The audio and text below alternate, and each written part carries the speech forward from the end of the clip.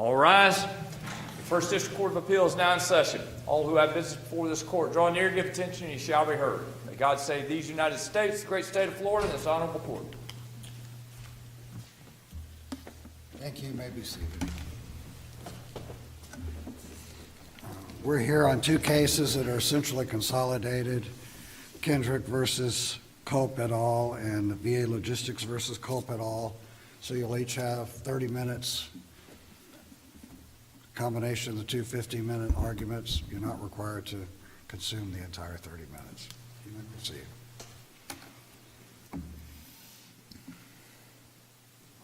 Thank you, Your Honor. May it please the Court, Daniel Weinger of Lux Santinello on behalf of appellants Markle Kendricks and VA Logistics. I'll just get very briefly into the facts, and I can skip right over them if the Court's comfortable with me doing that. But this case involves a automobile accident, a trucking accident that occurred in Georgia, admittedly not too far from the Florida border. Our driver, Markle Kendricks, was at the time driving towards Florida with a delivery. VA Logistics is a logistics company that arranged for Mr. Kendricks to be making the delivery. So the delivery was to be completed in Florida? The delivery was to be completed in Florida, but Mr. Kendricks was in the accident while still in Georgia and en route to Florida. For purposes of this argument, I know we have two appellants, Mr. Kendricks, VA Logistics. Our primary argument, general jurisdiction has been conceded, so we're here on a specific jurisdiction question. Our primary argument... Could I stop you there? Because you do make arguments in both briefs as to general jurisdiction, and certainly it was conceded below. Are you concerned that there's a tipsy-coachman basis for affirmance under general jurisdiction? I'm just trying to understand the briefing on that point.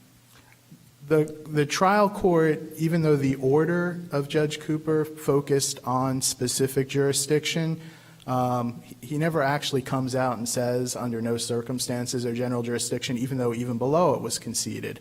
So I don't think it would be right for the wrong reasons because it was conceded below, as well as in this appeal. It was done just in an abundance of caution because I didn't know what was going to get brought up in the answer brief, and then it was acknowledged in the answer brief. And I don't think I did address it in the reply briefs, but certainly both initial briefs. We raised it just in an abundance of caution. But unless the panel has questions specific to general jurisdiction, we'll take our concession. Our primary argument is as to specific jurisdiction under the Florida long-arm statute, which, at least as to that argument, there's no difference, no difference whatsoever between an individual, Mr. Kendricks, and a business entity, VA Logistics. And what the court relied on, and I think even in Appley's answer brief, the only thing that's really argued are sections 1A, 2, and 6 of the long-arm statute of Florida statute, section 48.193. And those sections provide that a person, whether or not a citizen or resident of this state, who personally or through an agent does any of the acts enumerated in this subsection, thereby submits himself or herself, and if he or she is a natural person, his or her personal representative to the jurisdiction of the courts of this state for any cause of action arising from any of the following acts. Subsection 2 is committing a tortious act in the state. Subsection 6 is causing injuries to persons or property within this state arising out of an act or omission by the defendant outside this state if, at the time of the injury, the defendant was engaged in solicitation or services activities within the state, or products, materials, or things processed, serviced, or manufactured by the defendant anywhere were used or consumed within this state in the ordinary course of commerce, trade, or use. So we're really looking at subsections 2 Counsel, and let me 6A. interrupt for a second. I don't know that I heard you reserve time for rebuttal. I would reserve 7 minutes, please. So essentially, it's really the same argument as to both subsections because Florida courts have consistently held that with limited exceptions, such as cases for defamation where a communication from outside the state is brought into the state, certain types of product liability cases, an injury to occur in the state, as that term is used under subsection 1A6, the actual physical injury needs to occur in the state of Florida. And Right, and before you get to that, why don't we start with 2 before you jump to the injury? You know, under subsection 2, it seems that, reading the statute, the acts enumerated under 1A are acts from the defendant, by the defendant, and it's committing a tortious act within this state. What is the alleged tortious act within this state that either of the defendants committed? Well, they gloss right over the act. They focus, Appellee focuses strictly on the injury to the survivors, which we acknowledge. Wrongful death is a cause of action that is of the individuals who survive. But the tortious act is what occurred in Georgia, the negligence, alleged negligence of Mr. Kendricks, causing the traffic accident. And as best you can tell, what did the trial court find was the tortious act committed by these 2 defendants within the state of Florida? Well, the trial court did focus on the injury occurring in Florida. There was never, in my reading of the order, and Mr. Martin can correct me if I'm wrong when he gets up here, but I did not see anything identified as a tortious act in the state. And I think perhaps the court was hanging his hat on the cases where a tortious act is directed towards the state. But again, those are the exceptions, not the rule, such as claims for defamation.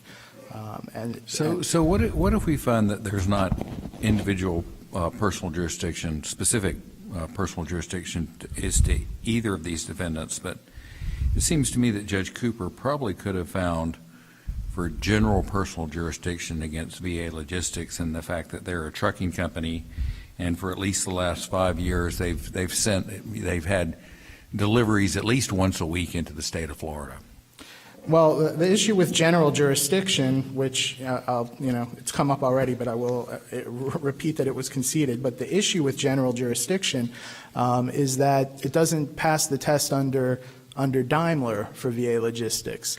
VA Logistics is not a Florida corporation. And for purposes of general jurisdiction, the Supreme Court held in Daimler as well as the Goodyear case, which we do cite both of those cases in our briefs, that except in highly unusual circumstances, a corporate entity has one place of residence for general jurisdiction purposes. Now, if you'll give me 1 second.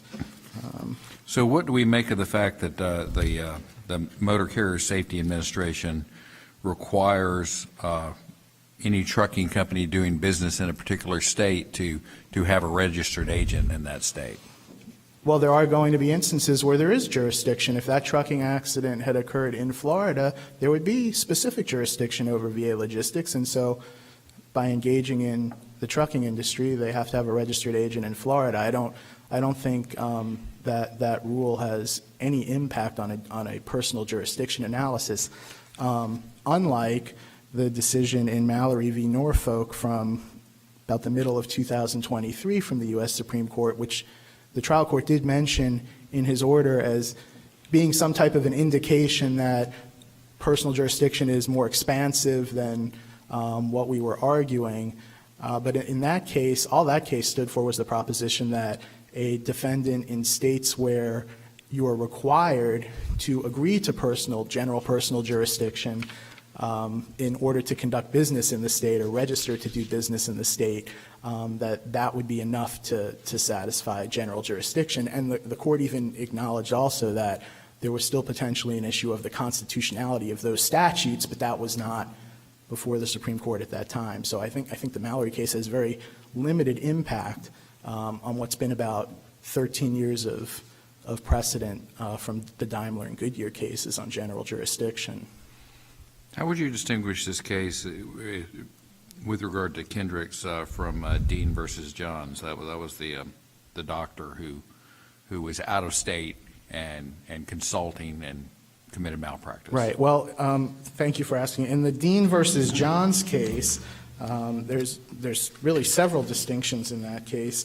Dean versus Johns involved a doctor in Alabama who was basically engaged in practice speaking directly to plaintiffs in Florida, giving advice to plaintiffs' doctors, essentially taking an active role in plaintiffs' treatment while in Florida. And this was a treating patients in Florida, even remotely from Alabama, was a major part of that doctor's practice. The court even noted that it was so substantial that there would have even been enough for general jurisdiction over the doctor defendant in that case. And of course, that was a pre-Daimler decision, I believe. So it's possible that even that is open to interpretation now.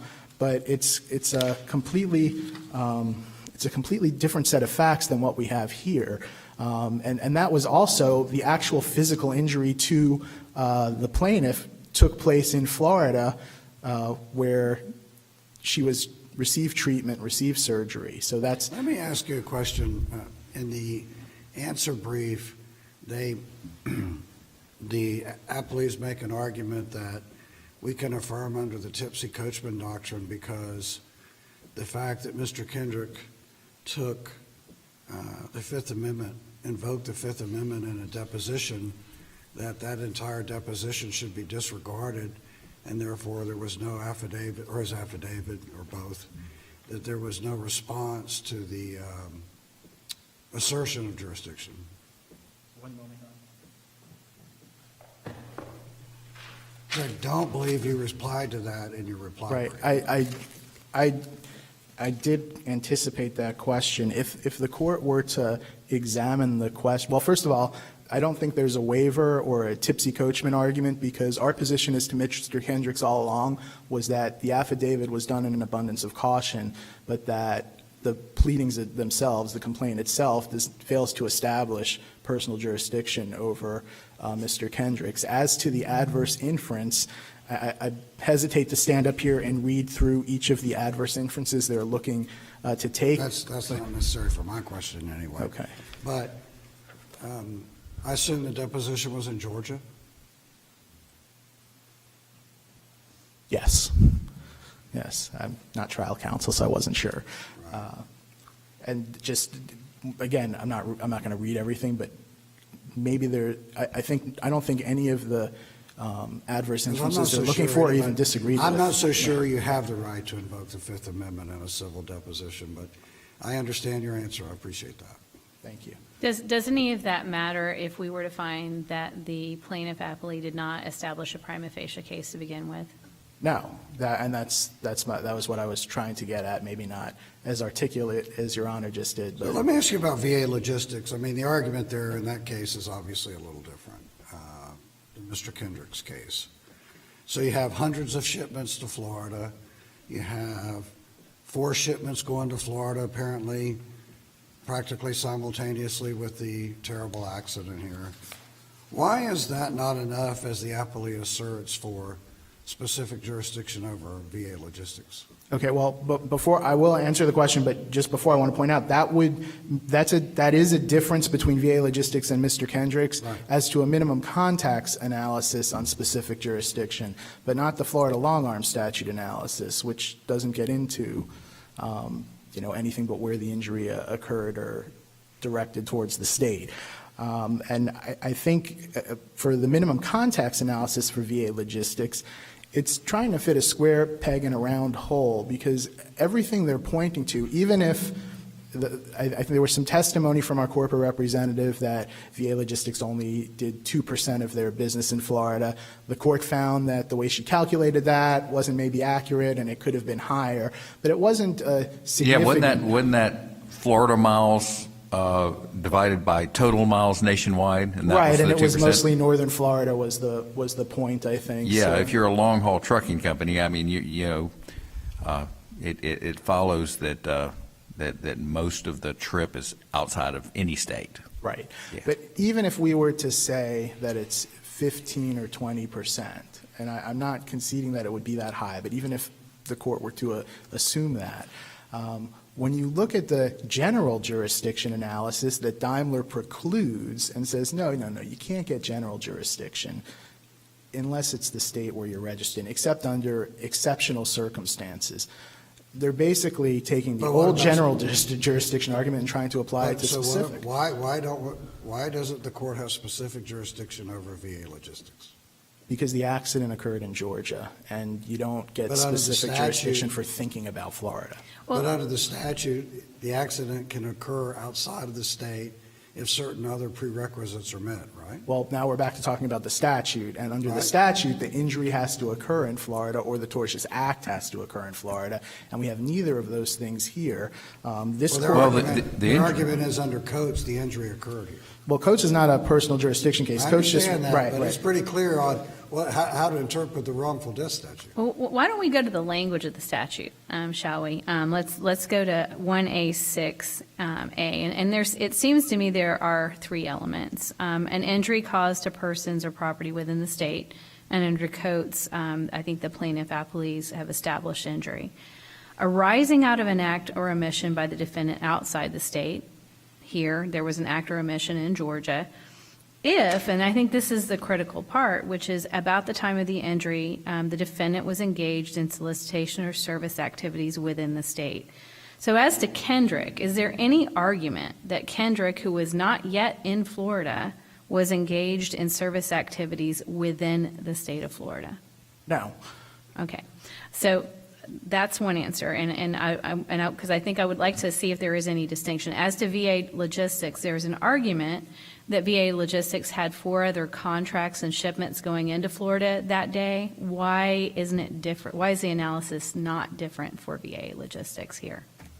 Well, the analysis, it's a different part of I guess that part of the analysis might be a little different because they did have some other things going on in Florida. But the first part of the question, I hate to leave speaking about subsection 2 and subsection 6 because they're necessary. Going back to the wrongful death statute, the wrongful death statute says when the death of a person is caused by the wrongful act, negligence, default, or breach of contract or warranty of any person, including those on navigable waters, and the event would have entitled the person injured to maintain an action and recover damages if death had not ensued. Mr. Culp could not have maintained an action in Florida had he survived. Therefore, the derivative wrongful death claims cannot establish personal jurisdiction because the survivors can't have greater rights than Mr. Culp. Do you have a case that says that a wrongful death action may not be maintained over a defendant if the decedent wouldn't have been able to maintain Yes. personal jurisdiction? We cited in our brief, but probably we should have elaborated a little bit more on it, but it's the Price versus Point Marine case from this court at 610 Southern 2nd, 1339. And a quote from that case is, referring to section 1A6, this section is not applicable to situations in which persons outside the state are injured by acts or omissions which occur outside the state. While the seaman died in Florida, the physical injury occurred outside the state. Appellant's reliance on this section is thus unavailing. So that would seem to be directly on point for the proposition that I think they argue that Coates overruled that implicitly. I don't believe that's the case. I think Coates just recognizes, as many cases before Coates have, that wrongful death cases are independent causes of action, as are loss of consortium cases. And you know, for purposes of PFSs and lots of reasons under Florida law, it's important that who's got ownership of that cause of action is made clear. But ultimately, wrongful death is still a derivative cause of action. Without the death of the person that was injured, there's no cause of action. Sure, but assume we disagreed with you on that point, that Coates, you know, with causing injury to persons within the state under Coates would be satisfied here. Do you still win? And if you do, why?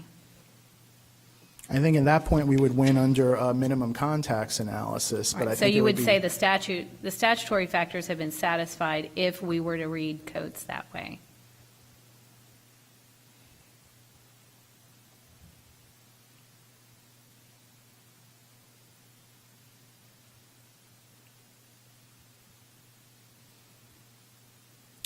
I would still suggest that subsection 6A requires more of a connective tissue between the engagement and solicitation or services within the state and the actual injury to the person. But the statute doesn't say that plainly, so is there an interpretation that this court or the Florida Supreme Court that has made that say these two things have to be connected?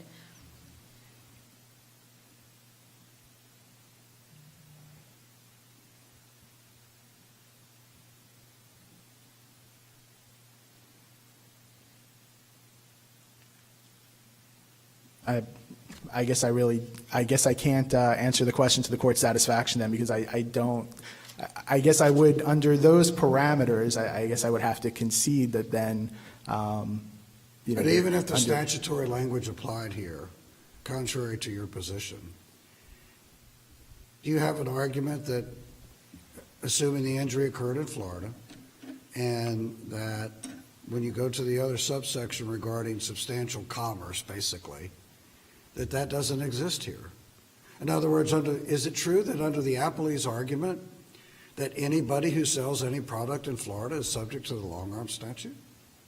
Isn't that the logical endpoint of their argument? Right, which is why my first response was I don't think there's enough of a connective tissue that you, again, I think this really relates to whether it be a product's liability, or sometimes you have certain types of communications into the state, but so solicitation, so fraud, that sort of cause of action, but I don't think it's meant to cover a tort of negligence, an automobile case that can occur anywhere. Let's try it this way. In trial courts, in criminal cases, we have what's called the Allen charge, which I raise sometimes in these oral arguments.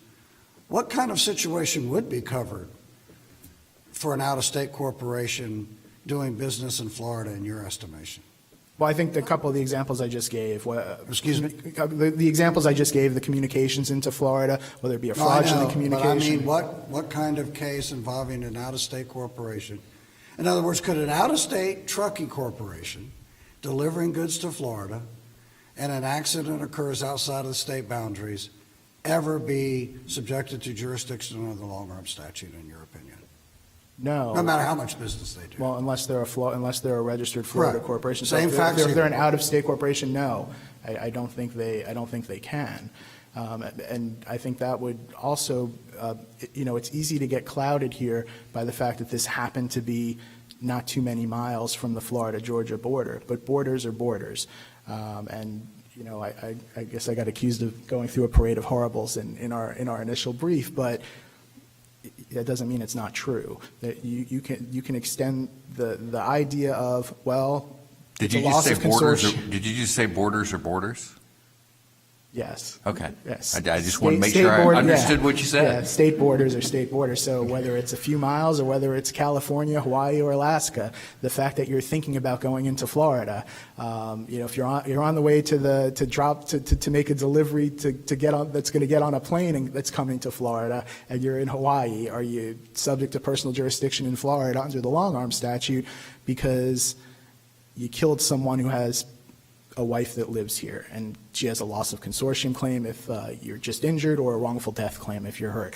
That really is the logical outcome if the court were to So your find- argument that it was only 9 or 10 miles inside of Georgia, if it could have been north of Atlanta or 9 or 10 miles outside of Florida, and the result's the same. makes no difference. Right. It hurt us when we made a form nonconvenience argument that we did not bring up to this court.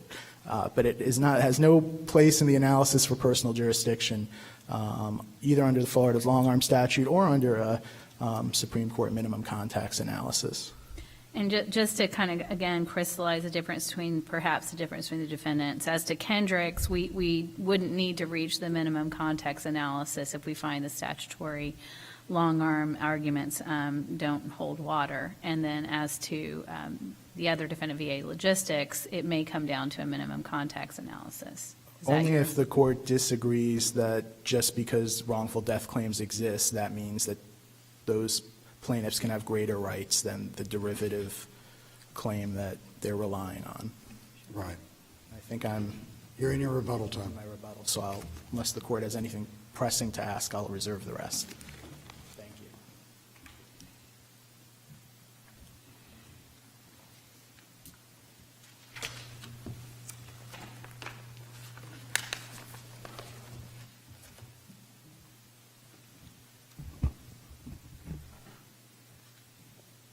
Good morning, Your Honors, or good afternoon, Your Honors, and may it please the Court. My name is Jonathan Martin. I represent the appellee Kristen Culp, and I'm going to go ahead and dive straight into Judge Rowe's question regarding specifically the 1A6 of the Florida long arm, and so as it applies to Kendricks, because of course with VA logistics, obviously the 4 loads at or around the time were being driven, and so that satisfies that final prong that requires the business being done in the state of Florida around the time. And so for Kendricks, the argument on the appellee side is a few things. So first and foremost, he was, of course, at the time, though he didn't enter Florida, he was performing a shipping contract that required him to deliver the goods to Florida. And so we would argue that that collectively is servicing Florida, though he wasn't in the physical bounds. Of course, trucking jobs are always going to require part of the delivery be outside of the state.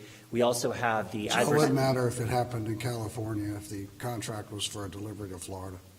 For the purposes of this specific analysis under subparagraph 6, it would not matter the distance. No Now, matter Hawaii, Alaska, doesn't matter. for the purposes of the specific subparagraph or subparagraph 6, no, but for many other reasons, such as forum nonconvenience. So your obviously- argument is if the trucking contract is going to be completed in Florida, no matter where you are, if you happen to run into a Florida resident, personal jurisdiction attaches. No, so subparagraph 6 is specifically just trying to figure out whether they were servicing Florida at the time, and so for that Actually, it purpose- doesn't say that. Why don't we, again, let's turn back to the words. What do the words "within this state" mean to you? within the state, Your Honor. Right, okay, so what was Mr. Kendrick doing? What service was he engaged in within the state? We understand he was about to be in Florida. He was close, 10 miles away, maybe 10 minutes, but he was not within Florida. What do we do with that language? Yes, Your Honor. So if this court doesn't accept the fact that part of the entire contract was requiring him to deliver it there and that therefore is not within the state, the language does say at or about the time as opposed to at the time. And so we do have the adverse inference that was not contested on appeal that says that first, he performs a substantial amount of trucking service activity within Florida, and if you combine that with the other adverse inference that asserts that he recently was within Florida, because all inferences must be taken in the most favorable view of the non-movement, the plaintiff here, we would argue that So what evidence do we have of that? So- That Mr. Kendrick performed services over time in Florida? What evidence do we have that he's been to Florida before on trucking contracts? So in his deposition, he did answer the question to say that he had performed a few trucking jobs in and out of Florida, but also we have the adverse inferences that he did perform a substantial amount of business in Florida, so that is something that can be considered evidence. If we get beyond your prima facie case, and I think that's where I'm stuck. I mean, in your brief, you're puzzled that Kendricks is asserting that the arising from language focuses on not where a plaintiff felt damages, but where the defendant's tortious conduct occurred. But it seems that's exactly what the statute says. It talks about that the injury arises out of an act or omission by the defendant outside the state. Okay, we're good. But then we get if it, about the time of the injury was engaged in solicitation or service activities within the state. You're asking us to close enough to the border around the time. So under your view, if they had a contract from New York and were driving, where they're going to be there in 12 hours around the time they're going to get there, why wouldn't the result be the same in your view? 12 hours away, 10 minutes away. Right. As far as subparagraph 6 is concerned in that specific item, there would be no difference under that specific subparagraph. And so they would be servicing Florida, but I'm presenting the additional argument that even under that hypothetical, if there is evidence that he performs a substantial amount of trucking business there, which again comes from the adverse inference that we have here that's not contested on appeal, combined with the adverse inference, the separate one that says that he recently was in Florida, we're asking for an inference that he recently performed other trucking service to Florida, which would meet the at or about the time in subparagraph 6. Because it says you have to be performing services.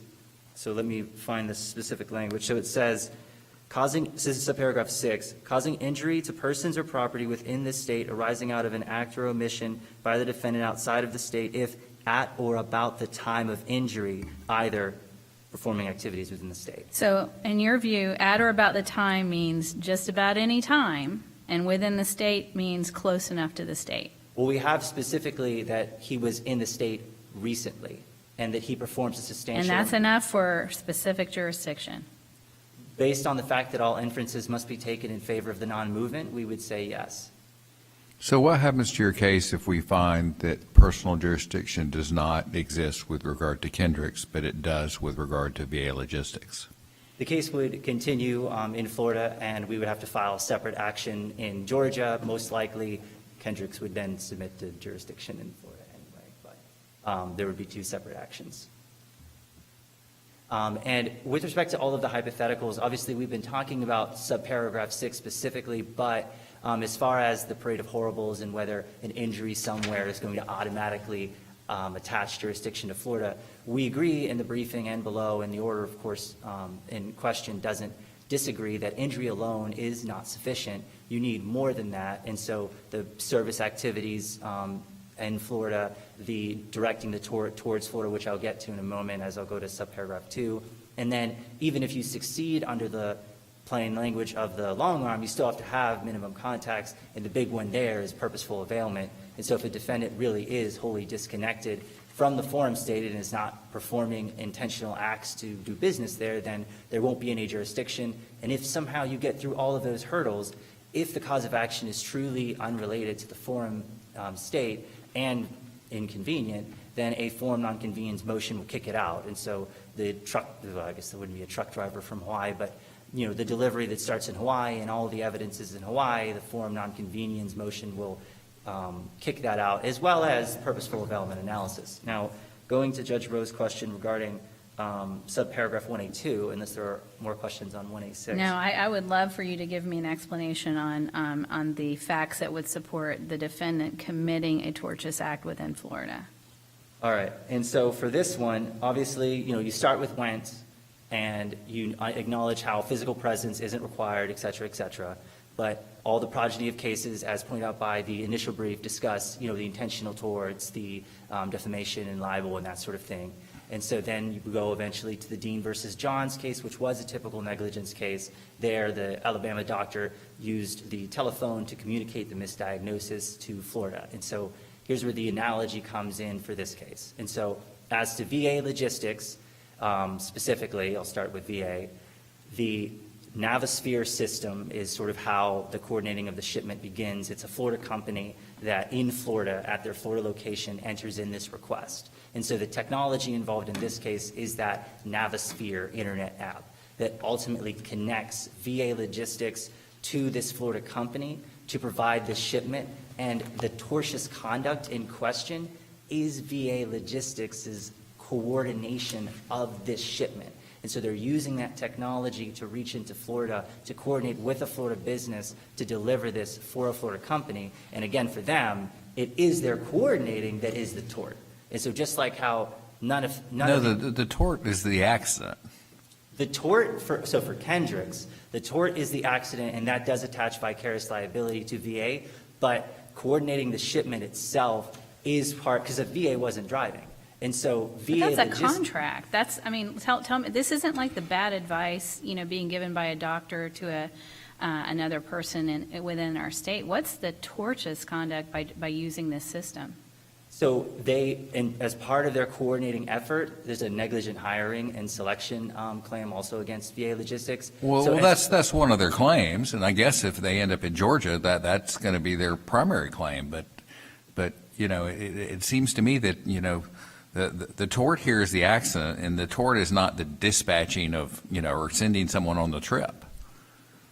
Well, we argue that the coordinating of the shipment, because that involved them selecting Kendricks, so part of that process is connecting Kendricks to go here, which of course was using the for your negligent hiring, for their negligent hiring argument, your negligent hiring argument, but I mean that doesn't have anything to do with where the tort was committed and jurisdiction.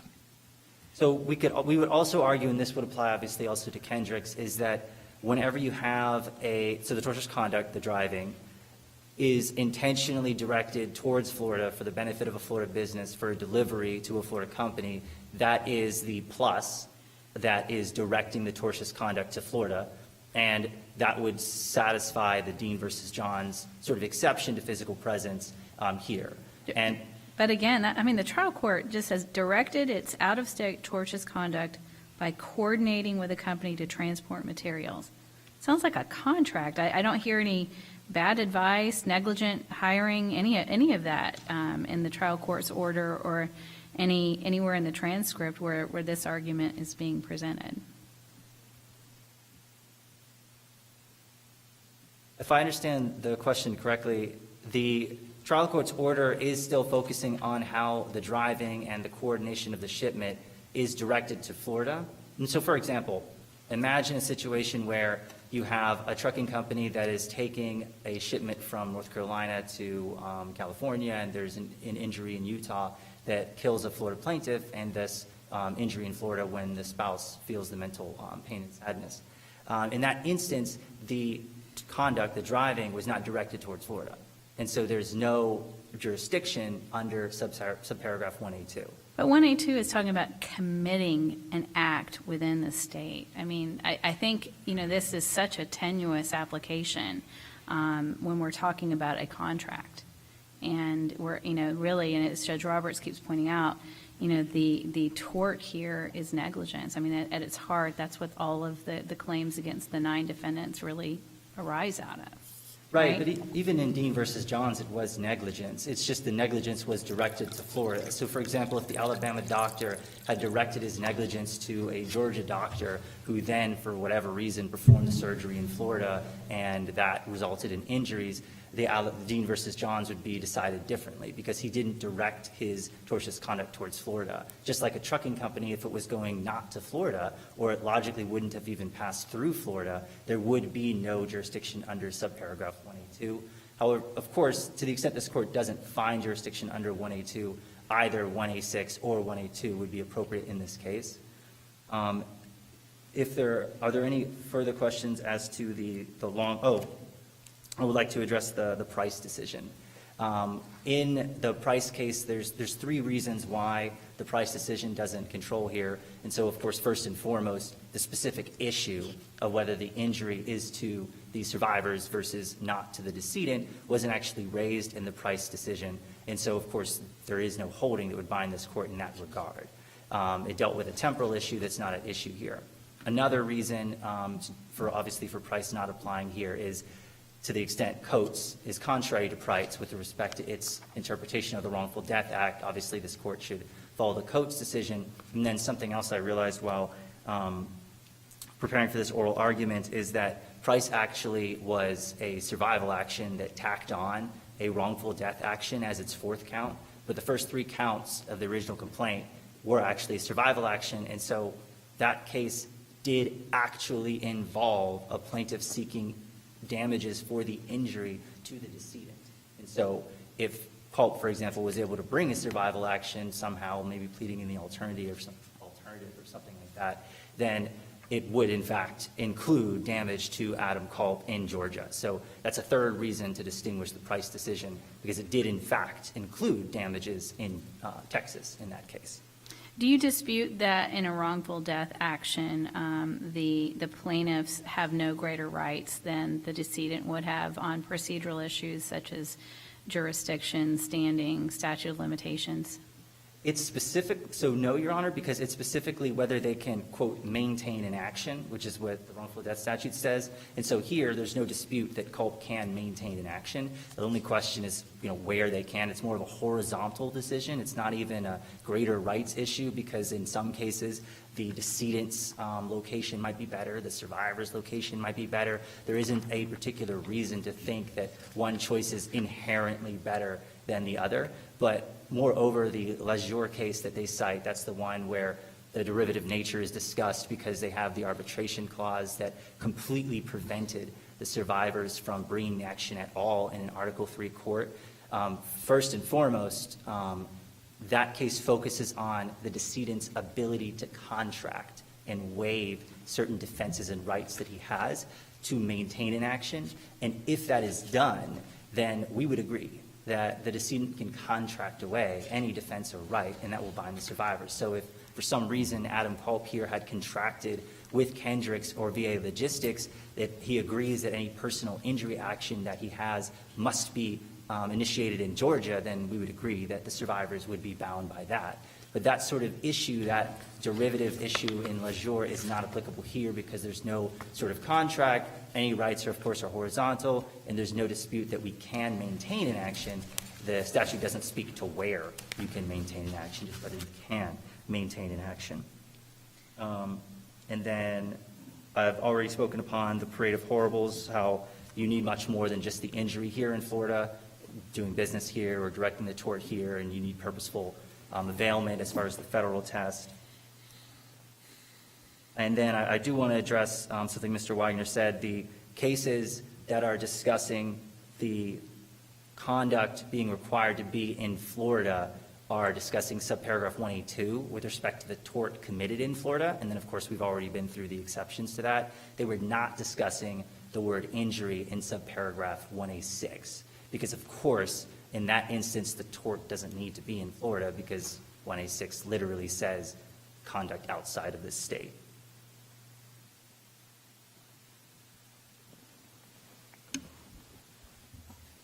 Well, assuming we were to agree with you on specific jurisdiction under this statute, what is your best argument that there were sufficient minimum contacts with VA Logistics? So obviously VA Logistics is very easy because they have the hundreds of shipments that were going in and out of Florida throughout the previous 2 years. They had the 4 loads on the same day, and then of course there was the shipment in question that was to be delivered to Florida. And so obviously there's many contacts, numerous contacts that they have with the state. With respect to Kendricks, Well, before you go on, I mean, is that the question that the Supreme Court, that it's just quantity, that there's enough, then that's the end of it? We just, that's, a Delaware corporation, principal place of business in Delaware, everyone's employed up there, that as long as they're doing enough here, that's going to be enough for due process? the courts have been quite, for lack of a legal term, squishy about it, and they keep talking about how there is no perfect test, and they're really unhelpful sometimes. Like there's the Brandy decision, for example, from one of the district courts that even says a single instance of business is potentially a sufficient contact as long as the cause of action directly arises from it. And so the courts sort of bounce back and forth, and there doesn't seem to be a minimum quantity necessary for specific jurisdiction. Obviously, there is for general jurisdiction. And so it's more just, did they represent an intent to invoke the benefits and privileges of Florida? And here, of course, it's using the infrastructure and roads of Florida to sustain their business, which, of course, they make, lots of money by doing this. And so because this cause of action arises directly from that, those sort of contacts are particularly relevant for the purposeful availment. So your argument there is a trucking company that regularly does trucking in Florida could reasonably anticipate being held into court in Florida over a trucking accident? Yes, that Okay. killed a Florida plaintiff, and yes, it's certainly something they could have reasonably anticipated. What do you do with Daimler versus Bowman? And I mean, that was what, 2.4% of worldwide sales going into California? In which case was that? That was the Daimler versus Bowman Oh. by U.S. Supreme Court. That one's general jurisdiction. So, Right. yeah, we're not arguing general jurisdiction here. Okay, you're not arguing it, but let's talk about the due process side of that. In a general sense, so what is the quantity? I mean, give the court some guidance in terms of what it, ought to be. If you say it's murky and squishy, what should we be considering? I mean, quantity can't be it. Yeah, because, I think that quantity it doesn't apply most of the time because, again, like you can have one instance of business activity that is the instance that gives rise to it, and that can be sufficient under purposeful availment. I mean, there's the Burger King case. I mean, there's situations where just that contract with Burger King in Miami, this is the franchisee in Michigan, just that one contract, because it was, a continuous contract with a Florida company, that was purposeful availment. That was enough. I don't think quantity is almost ever really going to kick a plaintiff's case out for specific jurisdiction. but it will be problematic for general jurisdiction.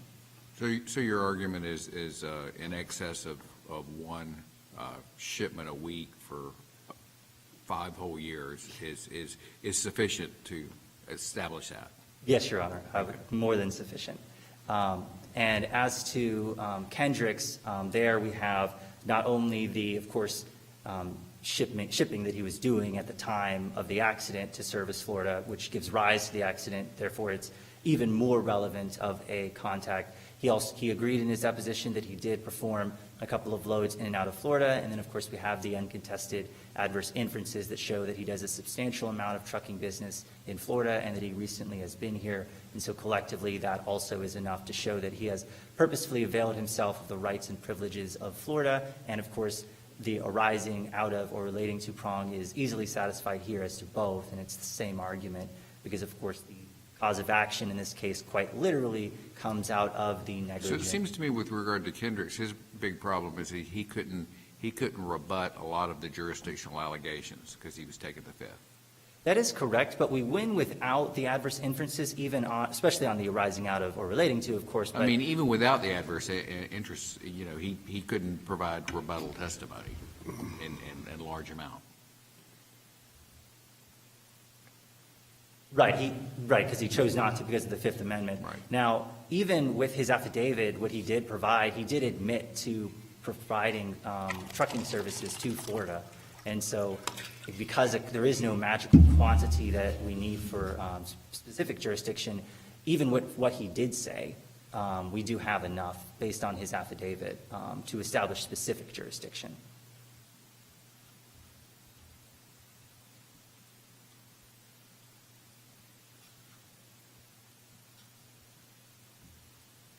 Unless there are any further questions. Thank you, Your Honors.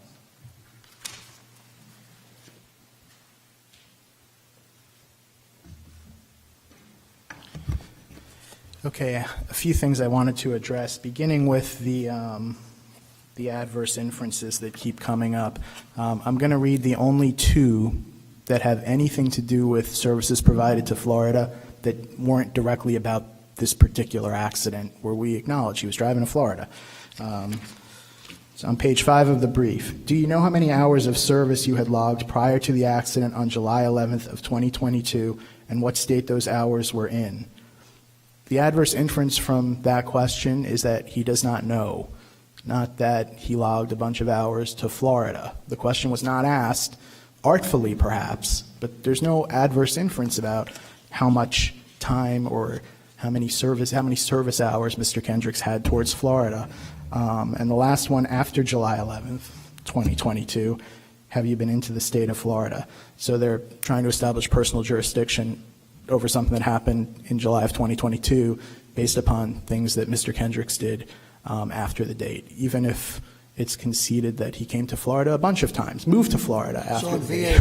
on VA logistics, correct me if I'm wrong, so their argument is that you have specific jurisdiction under the wording of the statute, right? Of Yes. VA logistics. Your argument is you don't have specific jurisdiction under the express terms of the statute. Why? Under the express terms of either the specific, well, it's two statutes, the specific jurisdiction under the long-arm statute, as well as the rights that are defined in the wrongful death statute. And I don't want to, beat a dead horse. If the court looks at the Coates case that keeps coming up, the question in that case that was certified was, does the trial court in a wrongful death action abuse its discretion by denying remitter of a punitive damage award that does not bear a reasonable relation to the amount of damages proved and the injury suffered? If we disagree with you about reading codes, I'm not asking you to concede it, Okay. but hypothetically, if we disagree with you on that reading of codes, tell me why you still prevail. Well, we still prevail, I think, even under a minimum contacts analysis. So in other words, even if it meets the terms of the statute, it's a due process violation to apply it to your client, to VA Logistics. Yes, and I think And tell me why there aren't minimum contacts with hundreds of loads going to Florida. For the same reason there wouldn't be minimum contacts under Daimler and Goodyear for general jurisdiction. The key question. So the due process argument is the same for general and specific? No, it is not exactly. Well, Because I seem to hear the appellee saying, no, that goes to general jurisdiction, we're not even arguing that. Specific jurisdiction, there's a different type of minimum contacts. We have purposeful availment. Talk to us about that a little bit. well, we have this three-part test: arise from or relate to, purposeful availment, fair play, and substantial. Would holding jurisdiction comport with fair play and substantial justice? But ultimately, what the courts look at is a nexus, a substantial connection, and so doing a percentage of deliveries into Florida when you're doing deliveries nationwide, is that in and of itself a substantial connection? No. The answer is, that's my question. I'll answer it. No, it is not. Why? Otherwise, you're just circumventing general jurisdiction analysis, and you're getting everyone on personal jurisdiction on a specific jurisdiction analysis, when specific jurisdiction is, I don't know how else to say it, specifically about the act committed in that case. And here the the difference act. between general jurisdiction is you can bring suit against someone that the court has general jurisdiction over for a totally unrelated tort, right? Correct. Okay. But this, the concepts for general and specific, as far as the due process, are somewhat the same, but they're different, right? Yes, there is a difference, but I don't know that we've met that difference here. If you do not have sufficient contacts for general jurisdiction, but you, for instance, VA Logistics is I believe it's an Iowa corporation, but it's not a Florida or a Georgia corporation. There's no dispute that there's specific jurisdiction in Georgia because that's where the accident occurred. You don't even have to look at Georgia. Well, you would have to look at Georgia's long-arm statute, but I can't imagine that there wouldn't be jurisdiction under Georgia's long-arm statute, and clearly that would, be good enough for the minimum contacts analysis, even if it was the only shipment in VA Logistics history that required passing through Georgia. So your argument is, it's a Missouri corporation. So your argument is thank that, you. that's okay. Your argument is that no matter how many shipments VA Logistics makes to Florida, thousands, in your argument, logically, that if it's an accident occurring outside of the state of Florida, reading codes against you, there's still not specific personal jurisdiction. Not with the accident occurring outside of Florida. And that's what distinguishes us from the Ford Motor case that came out of the Supreme Court either last year or late 2022. And that's based on a due process argument. That is that is due process, not the Even law if the itself. statute applies. Correct. I think, unless the court has any other questions, thank you for your time. You ask us to reverse, he asked us to affirm. Got it. Court's in recess. All rise.